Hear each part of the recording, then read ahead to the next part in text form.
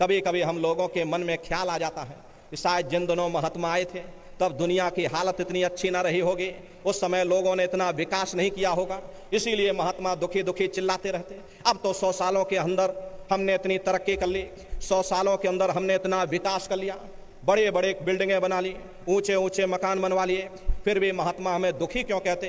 प्रेमी भाई बहनों, या तो हमारे सोचने में फर्क है या हमारे समझने में ही फर्क है। अरे आप अपनी बुद्धि से जरा विचार करिएगा। जब हम लोग झोपड़ियों में रहते थे तो पूरा परिवार एक साथ रहा करता था, आपस में एक दूसरे से प्रेम था। शाम को थके हारे घर वापस आते थे, प्रेम के साथ भोजन करते थे और गा बजा करके निश्चिंत होकर के सो जाते थे, मन में कोई चिंता नहीं थी।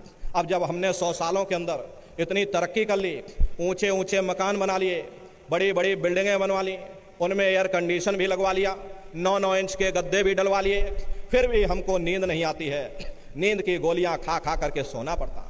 प्रेमी भाई बहनों, पहले गांव में कोई मामूली वैद हकीम हुआ करता था, लेकिन इलाज सबका जरूर हो जाता था।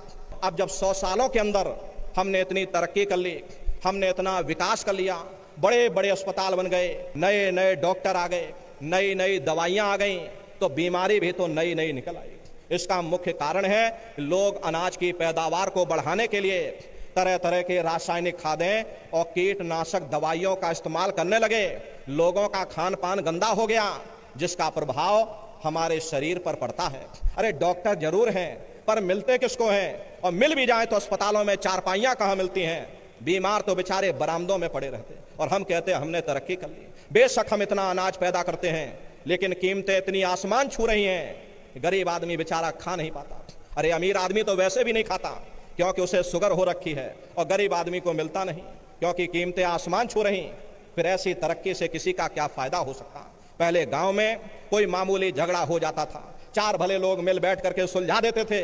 अब आप मुकदमा करके देख लो, क्या मजाल 20-25 साल से पहले आपको कोई फैसला मिल जाए। अरे कचहरियों में जाकर देखो, तीर्थों की तरह जमघट लगा हुआ, मानो कोई बहुत बड़ा तीर्थ स्थान हो।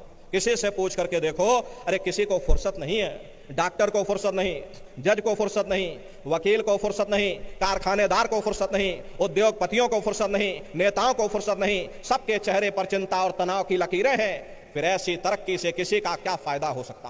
प्रेमी भाई बहनों, ये तरक्की का कसूर नहीं है, ये हमारा अपना कसूर है।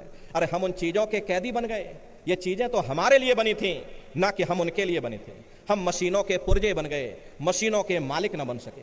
हमको मालिक बनना चाहिए था। अरे सबको रोटी मिलनी चाहिए थी, सबको कपड़ा मिलना चाहिए था, सबको मकान मिलना चाहिए था, सबका मन निश्चिंत होना चाहिए था, किसी के मन में चिंता और तनाव की लकीरें नहीं होनी चाहिए थी। अरे समाज में सद्भाव रहना चाहिए था, और घर में माँ बाप का सम्मान होना चाहिए था। यही तो जीवन में हर इंसान मांगता है।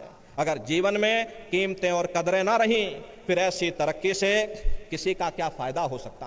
प्रेमी भाई बहनों, इसीलिए महात्माओं ने जब कहा था तब भी ठीक था, और अब कहा तो अब भी ठीक है।